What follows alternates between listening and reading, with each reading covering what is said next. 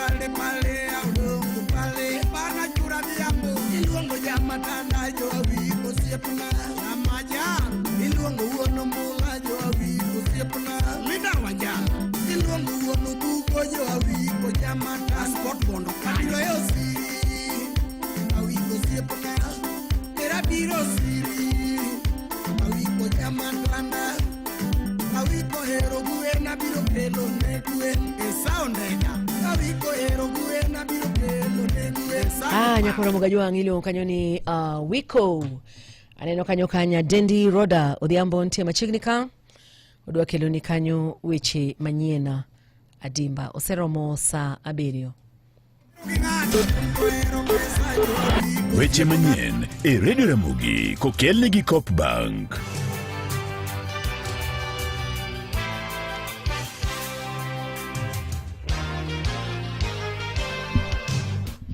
Machigni to mokwongo magithundu weche mabende waikoni gi lak sechegi. Achije ariyo mabidi tudo kod ketho mar mayo jopiny apisi mar lope ma Homa Bay omaki kod apisas mako kwach kich e boma ma Homa Bay. Duol mochung'ne riwo wi Uganda mano NCIC ochuogo chike manyien mago mabende biro konye gayo weche magakweda e yor mbui. Komachielo bende enni riwruok mar Kotu bende koro go duondgi piny ewi okang' mancha piny owacho kao mano mar uso shares mage mantiere kambino mar Safaricom.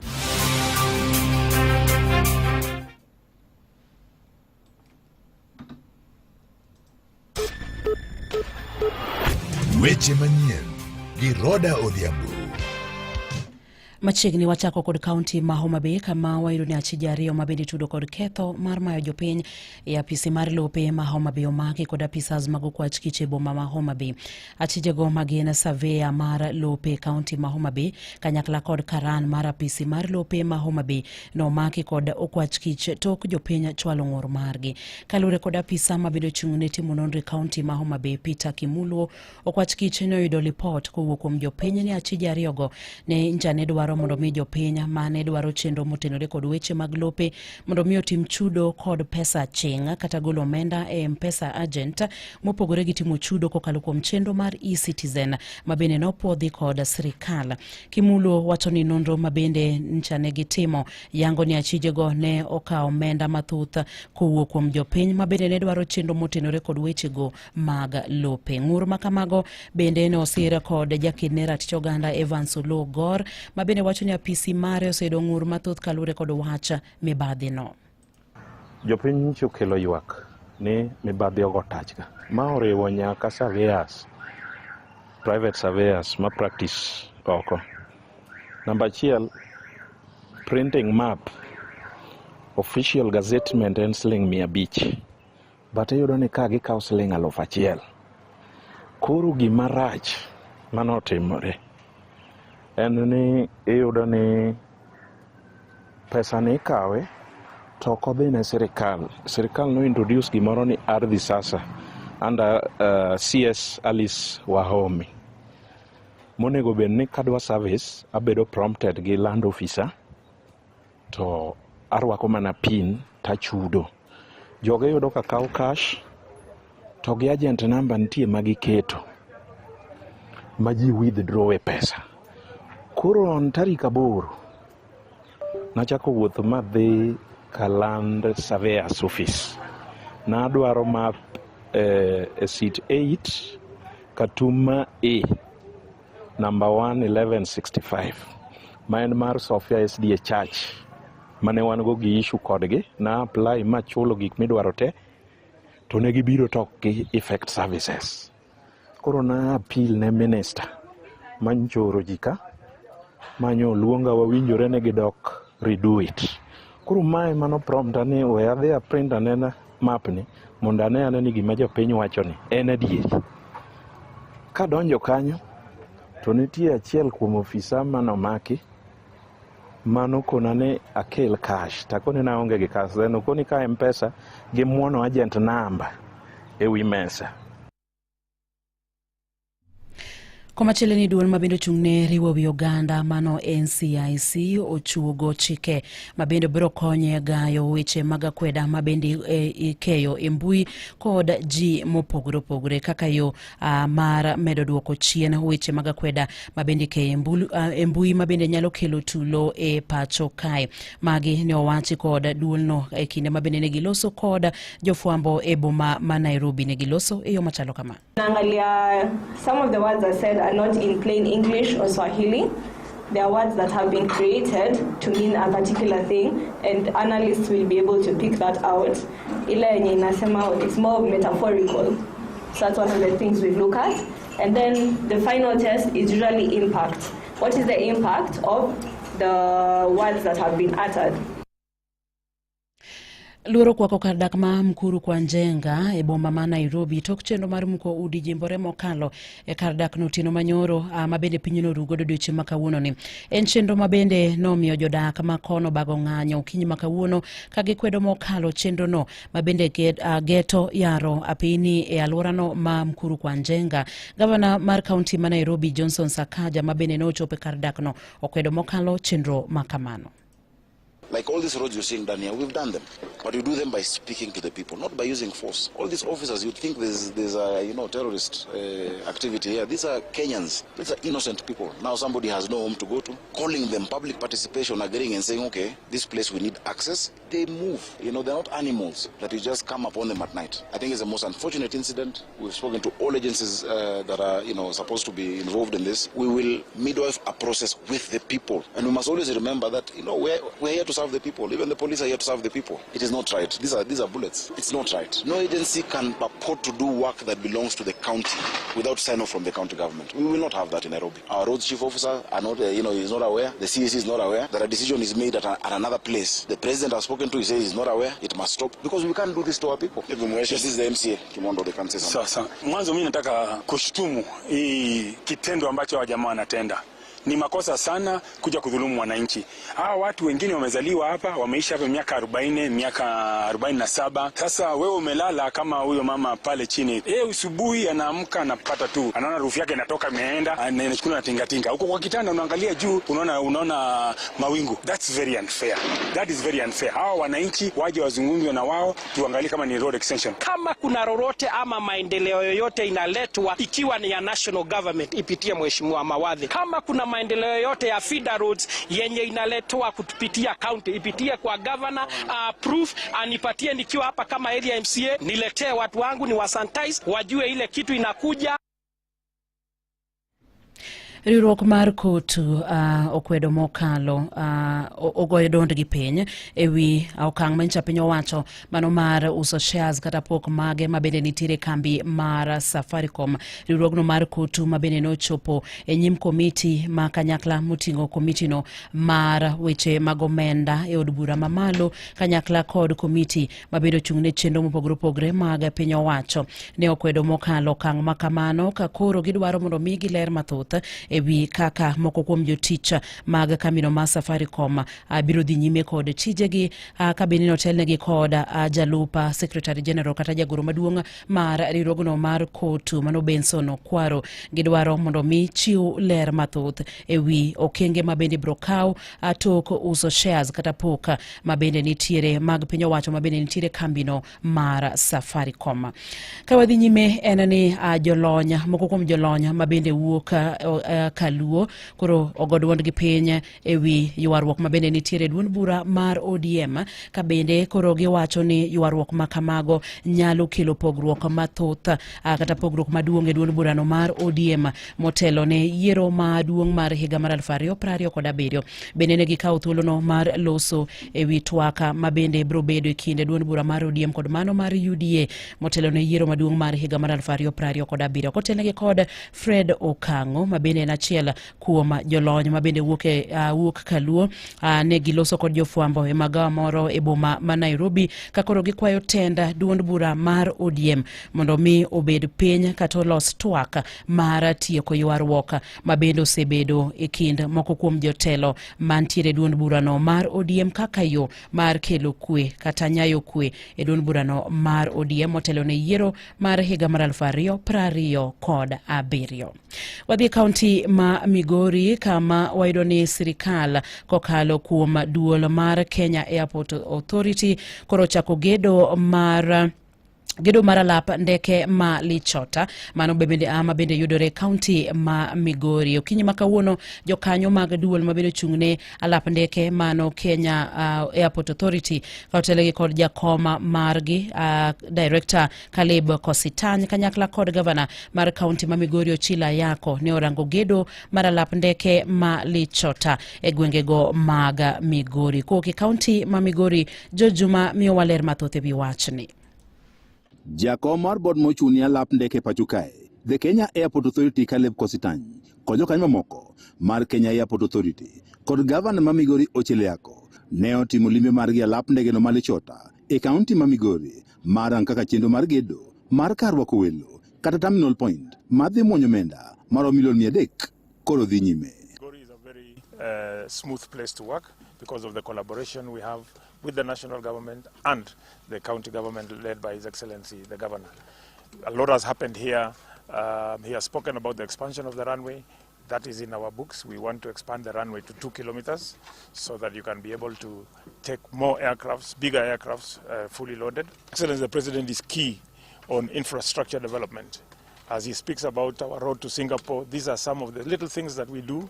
Somebody may see that they don't matter, but in the long run, you will appreciate once this facility is up and running. I am happy today to welcome the team of Kenya Airports Authority when they are visiting and they are living the dream and the request of Migori County government on behalf of Migori people. To sincerely thank the President for agreeing with the Kenya Airports Authority that the people of Migori deserve to have a decent terminal, a decent airport. Jakom mar bod ni mochuni alap ndeke Kenya Airport Authority Caleb Kositany wach ni gedo mar karwako welo maigeno ne dhi rumo kinde mar dweche 12 dhi medo yawo malach alap ndeke ni Malichota. And we also want to actualize the international part of this airport. So we shall have an immigration officer sitting here so that people can take their international flights to Serengeti and land here from Tanzania or wherever and begin their safaris in Kenya. When you hear the airlines operators have increased the frequencies, that means the people have embraced flying as opposed to driving. So it means there's a necessity to have this airport functioning fully.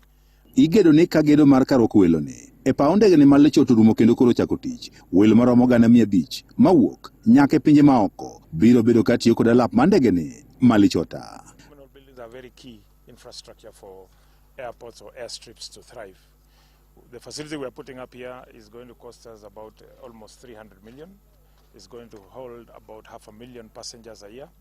And we expect that to serve us at least for the next 10-15 years. Governor ma Migori Ochile Yako wachno mor kalap ndeke ma sirikal mare ema ne ochako chenro mane koro tiyo makare bang' gero karwako welo moro matin kendo manyo kambi mar ndege mating'o jowuoth mamoko osedongore kendo pod omedo dongore. I came to office in 2022. We had a runway without anything. It was just a runway. And we quickly sat down as an administration, being guided or driven by the need of Migori people and their guests. We couldn't continue flying into Migori through Kisumu. What we did as an administration, with the consent and agreement of Kenya Airports Authority, was to put up the facilities you see there, that little terminal and the other supporting facilities, so that our people would connect to Nairobi. Ochilo wacho ni kaka tend kaunti ma Migori gimedo keto chenro moko mane ne lap mar ndeke ni Malichota koro jiwo dongruok e sekta no malimbe ohala kaachiel kod moko e kaunti ma Migori. We are putting up together with the national government Thimlich Oinga cultural heritage. We will have animal orphanage there. It will be a nice place to see. Skyward has stepped forward and agreed from 7th of February to start an additional flight. Many other airlines will come here, and Migori is a place on the move. As an administration, we are doing our local activities of expanding access road, supplying water to encourage investors to come to. Lipot yango ni igamagare ko pare ko dedik, nyangare ko pare ko dangwen. Welo maro mogana pare ko dario. Ne oti ko lap ndegeni Mali Chota. Nenya Kalondo Maramoy ko ke county ma Migori. An Jo Juma.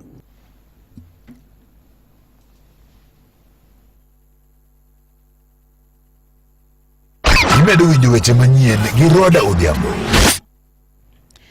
Director mar kambi mar gach reru kata Kenya Railways Philip Mainga olando ni chenro mag wuoth mag gach reru chakore kendo e gwenge ma Kisumu kata duoge wang' kende gwenge ma Kisumu ka owacho ni chenro no koro bro dhi nyime e yo makare. Olando ni chenro wuoth kata wuodh gach reru kowuok e boma ma Nairobi bro chakore kar saa 12:30 mar odhiambo tich abich ka tich abich kadhi e boma ma Kisumu kendo obro chope boma Kisumu kar saa 12:35 mar okinyi mano chieng' ngeso. Ka jogo mabende nyalo dwaro wuok e boma ma Kisumu ka chope boma Nairobi bro yudo gach reru mawuok e boma ma Kisumu kar saa 12:30 mar odhiambo mano chieng' Jumapil ka Jumapil ka bire boma ma Nairobi kendo gibro chope boma ma Nairobi chieng' wuok tich kar saa 12:35 mar gokinyi mar okinyi mar chieng' wuok tich. Wuodhe mag gach reru kowuok e boma ma Kisumu nyaka e boma ma Nairobi kod e boma ma Nairobi nyaka Kisumu koro odoke wang'e gi e kinde ni. Mane mabino kelo wae giko mag weche manyien e yorno mar adimba gi lak sechegi to magi thund weche mabende ne waikoni. Achije ariyo mabini tudo kod ketho mar mayo jopiny apisi mar lope ma Homa Bay omaki kod apisas mag kwach kich ma Homa Bay. Duol mochung'ne riwo wi oganda kata NCIC ochuogo chike mabende bro gayo weche mag akweda mabende ikeyo e mbui. Komachielo eni riwruok mar Kotu okwedo mokalo okang' mencha piny owacho ne okawo mano mar uso shares kata pok mage ne mabende nitiere kambi mar Safaricom. Mane mabino kelo wae giko mag weche manyien e yorno mar adimba gi lak sechegi watudo koromo saa 8:09 ne weche manyien e yo machuok to koromo kanyo saa 10 ne mago matuch e kor gwenge.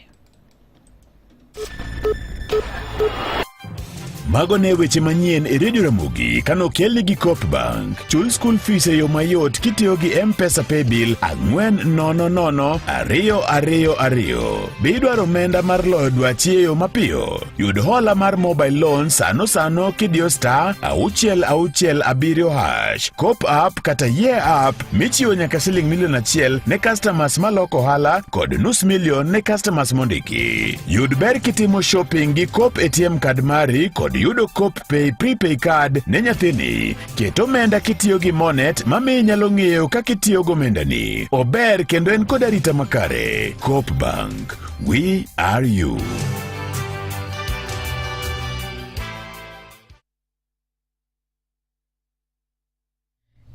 Ramogi kar chunjaluo nyakona mgajwanga bang' yudo kanyo weche manyien kokelni kanyo kod Roda Odhiambo.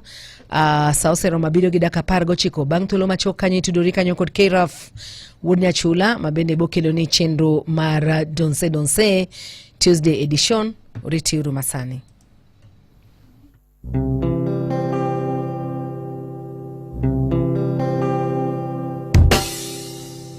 Wasani ya wa Mungwe, wasani ya Nyongana ya wa Mungwe, wasani ya wa Mungwe, Nyongana ya wa Mungwe.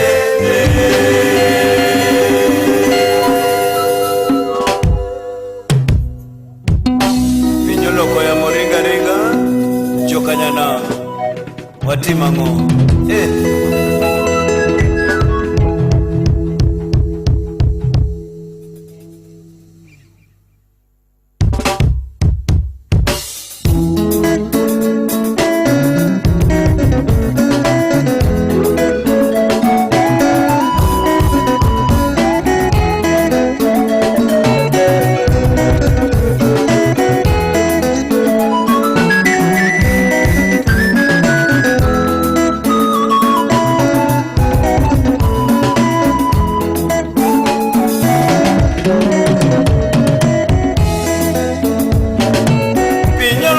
Sodoma gi Gomora, piny olokore Sodoma gi Gomora, joma konyo oganda tinde onge, joma konyo oganda tinde onge, pinywa sani dwaro jokayuda, pinywa sani dwaro jodolo, pinywa sani dwaro injinia okil Kamaloka kanye Jimmy Orengo un kanye Otienda Molo un kanye Pielo Lumumba un kanye Kajang Mapambano un kanye pinywa sani dwaro osiepe kiongo osiepe nono kionge mwandu nono kionge manyonge tokodho tami yayolokore Sodoma gi Gomora yawolokore Sodoma gi Gomora joma konyo oganda tinde onge joma konyo oganda tinde onge pinywa sani dwaro jokayuda pinywa sani dwaro jodolo pinywa sani dwaro injinia okil Kamaloka kanye Jimmy Orengo kanye Mor Songo baba kanye Miguna kanye Amuga pole unkanye pinywa sani dwaro osiepe kiongo osiepe tinga nono kionge mwandu tinga nono kionge manyonge tokodho tami mwonyalego weapoye joma konya mwonyalego weapake joma konya Sami obudo ere ero konya Sami ero konya Mulwani jodere ero konya Omonga chengere ero konya Fedi Odhiambo ere ero konya Amayo Fredere ero konya Eric Masese Erokonya Matola Motkowira Erokonya Enos Mume Erokonya Stimonya Okenya Erokonya Kanisto Baba Egadi Erokonya Okidi Baba Erokonya Kanisto Ino Jalibanda Erokonya Erokonya Pini Kampala City Erokonya Pinyolo kore Sodoma gi Gomora Pinyolo kore Sodoma gi Gomora Joma konyo oganda tinde onge Joma konyo oganda tinde onge Pinywa sani dwaro jokayuda pinywa sani dwaro jodolo pinywa sani dwaro injinia okil Kamaloka kanye Jimmy Orengo kanye Otienda Molo kanye Pielo Lumumba baba kanye Kajang Mapambano kanye pinywa sani dwaro osiepe kiongo osiepe tinga nono kionge mwandu tinga nono kionge manyonge tokodho tami mwonyalego weapoye joma konya mwonyalego weapake joma konya budongere Erokonya Kene dima Erokonya Origa mokonsiere Erokonya Papa Mike Mike Erokonya Abato Moshere Erokonya Eriko Baba Erokonya Julie Majwekere Erokonya Mwanyasi Baba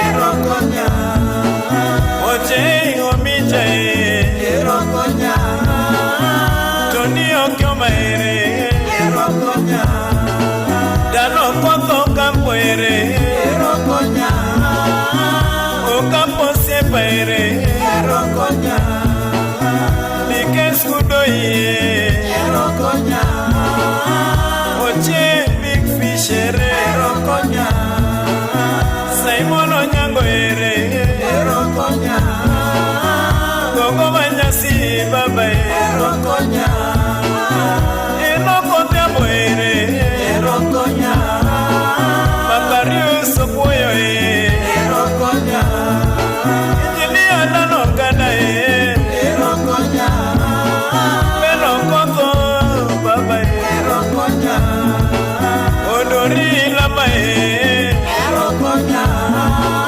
Amoni Taska Erokonya Josi Onyango ere Erokonya Patro Musica ere Erokonya Patro Musica ere Erokonya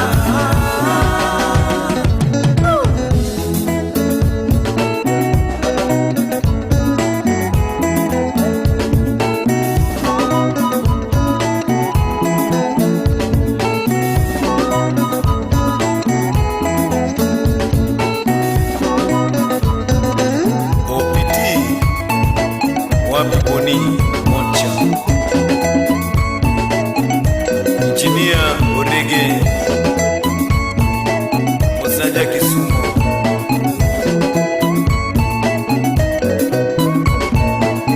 Omi Tonga Losa Wotsagom Mosna Mwita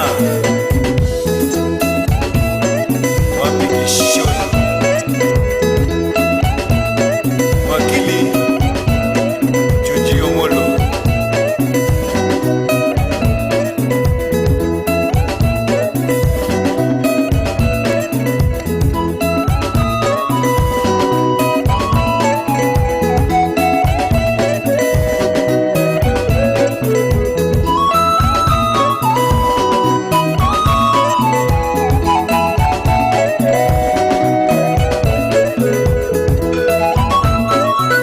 Joshua Odonanga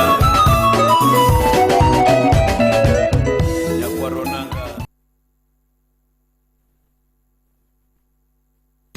E piny ka ng'ato ka ng'ato ni kod lek mare. Bengi mar Coop Bank ni kema kunchop lek mari e yo mapiyo mana gi payslip mari. Coop Bank chiwo hola yo mayot kochakre siling 50,000 nyaka 8 million bora ni inja kanyo kata customer mar Coop Bank. Gima idwarigo en na payslip mari kod original ID. Ne mathoth kinyalo yudo hola ni kitimani chenro mar kogwen pile ka pile wuot chikati ya beach gi VOJ.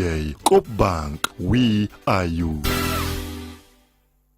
En ng'ano manyalo bedo gi geno kuome. En ng'ano manigi gi yie ni nyalo tero nyithindo e skul kendo duoko gi kok e skul. En ng'ano manyalo geno kuome gi osiki. En ng'ama nyalo geno kuome ni nyalo teri tich kata ka in kod safar ma idwa dhi seche mag otieno. Wakelo ni Wigo ma en yorot manyien ma in kod adier ma osetem ma oyud ni en kare. En kod joriembo ma inyalo bedo gi geno. Nitie pesa ma iduoko ni kaka jawuoth sa sa ma itiyo gi Wigo app. Download Wigo app kawuono ko Google Play Store kata App Store kata ndiko te machuok ni Wigo kasto iore namba mar 20425 mondo idhi safar ka in gi chir. Wigo, let's go. Sani koro bedo jakanyo mar bengi mar NCBA yot mokalo. Nyakwaramogi simbi kende ema dwarore. Download app mar NCBA sani mondo mi yaw account kendi in iwuon. Kuom mathoth chik iti chenro mar kogwen kod an VOJ e redio mogi kar chuny jaluo. NCBA Bank, go for it.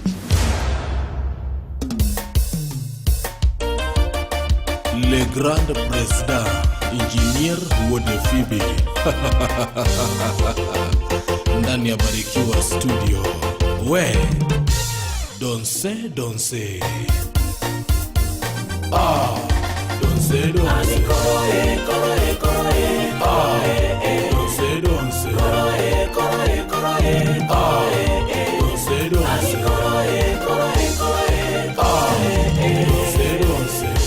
Kasuku Rafael Wode Nyachula. Subanis Boy kutoka Nairobi hadi Kisumu, Mombasa, Kakamega, Webuye, Moyale, Garissa, Mandera, Mtito, Andei, Voi, Kenya mzima hadi diaspora. Donse. Kutoka Nairobi, Kisumu hadi Mombasa, Machakos, Kakamega, Webuye, Kikambalaga, Moyale, Mandera, Wajia na Voi, Mtito, Andei, Malaba, Boda, hata kule Amerikani, Europa hata Asia, watu wanapenda Donse na Kasuku Rafael. Kasuku Rafael, le champion. Donse. Donse.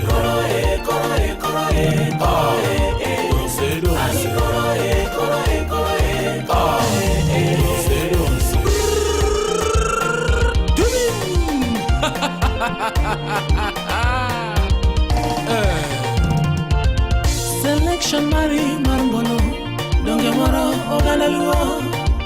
Donse imepenya dunia nzima. Mafundisho yako ni ya kuelimisha, unaburudisha wananchi kwa hali ya juu. Migori morte, Homa Bay morte, Kisumu morte, Nyakasiaya, Kabamba, Jimijo. Donse. Jimijo. Donse. Kasuku Rafael. Donse. Ndani ya Radio Ramogi. Donse. Karchunja Luo. Donse. Donse.